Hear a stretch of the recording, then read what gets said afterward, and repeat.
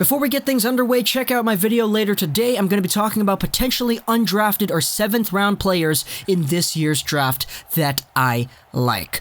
But with that being established, predictions! Is it time to do predictions? Because the Vancouver Canucks are apparently really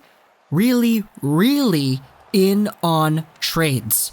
And I'm excited because I saw these tweets, I saw all of these ideas that have been thrown around here. We all know the current status quo of the trade market. We're talking about guys like Shayne Gostisbehere, Nikita Zaitsev, and other smaller pieces too. Other forwards like Kessel, who's not going to be in the market anymore apparently.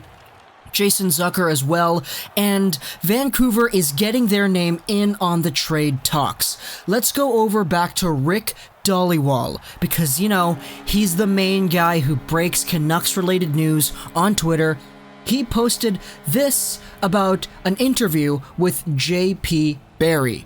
J.P. Barrie is a guy who represents Tyler Myers, he represents Jake Gardiner, he represents Loui Eriksson too, which is something that I understand. I don't know if it's 100% right, but that's what I'm believing. If it's not correct, comment down below. Give me the truth, because I'm always looking for the truth. But Rick Dhaliwal posted this about J.P. Barrie on the radio. J.P. Barrie's firm represents UFA defensemen Tyler Myers and Jake Gardiner. Excuse me. I think the Canucks will definitely be one of the teams in the mix, but they could make 2 trades for 2 defensemen next week. They have the opportunity to be in the top 4. It's a team that definitely will be on the list. So, that's the idea there of going after Tyler Myers, going after Jake Gardiner, but also going after guys in a trading scenario. Check out Rick Dhaliwal on this other tweet here from earlier today, talking about things from an unspecified source.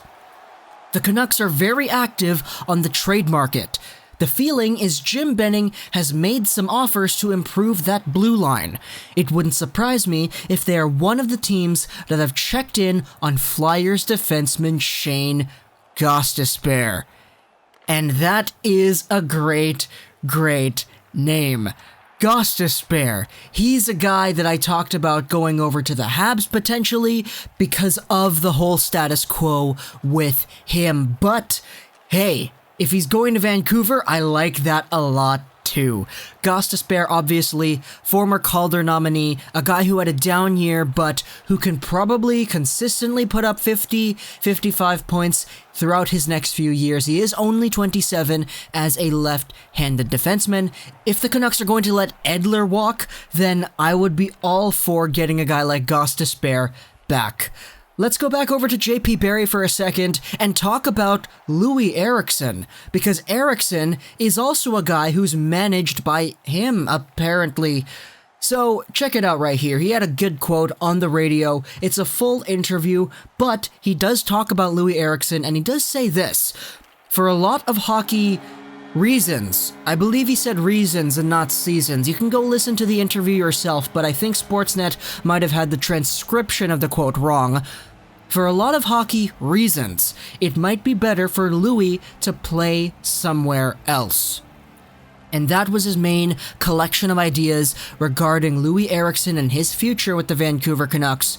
So, who knows? There's a lot of things that are up in the air right now. It looks like the Vancouver Canucks are going to make a trade. They're in on trades and they want to trade. So I'm really much looking forward to that if we are in a position to make a move. I've been seeing a lot of people talking about Philadelphia and Gostisbehere and saying things like, hey, maybe Jake Virtanen is involved.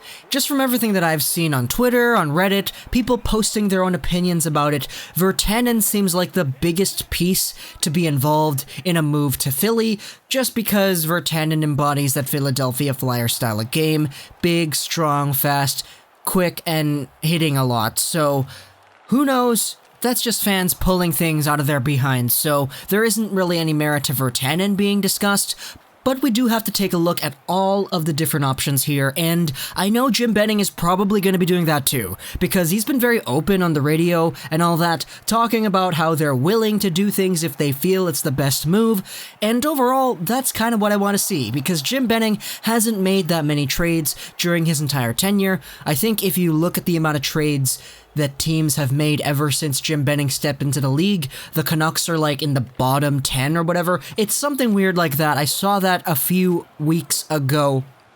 But I think everyone can agree that the Canucks haven't made trades, and they could be making a lot more. So seeing this from Rick and hearing the news, it's very exciting to see for ourselves. Shayne Gostisbehere, Loui Eriksson, defenseman, UFAs, what's going on? Hope you enjoyed this video. Check out my video later today. I'm going to talk about underrated, undrafted, potentially 7th round guys in this year's draft. Social Gaming, and bye.